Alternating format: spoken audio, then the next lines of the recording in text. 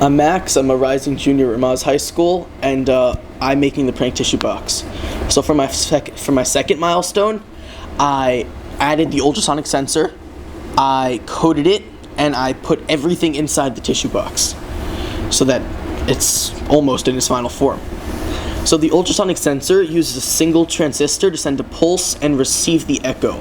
The sensor determines the distance to a target by measuring the time lapses between the sending and receiving the ultrasonic pulse. So to putting it all together, I had to drill holes in the top so that the ultrasonic sensor could go through, and for the sides so that I could put the wheels on the side. And for the code, everything was coded in Arduino. So the first thing I did was I defined every single pin I needed to. Almost all of them, well, all of them except for the power pins, are digital pins, so all I had to do was define them and give them names regarding their titles. So, for example, one of the H-bridge pins is IN1.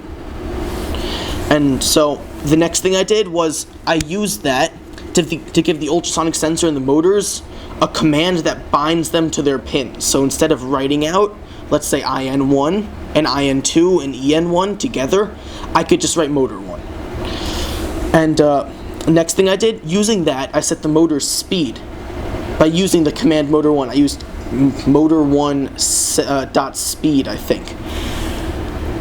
And then I used the ultrasonic sensor to convert its measurements into centimeters, so that using the conditional statement that's the last part of the code, anything that comes within 20 centimeters makes the wheels move.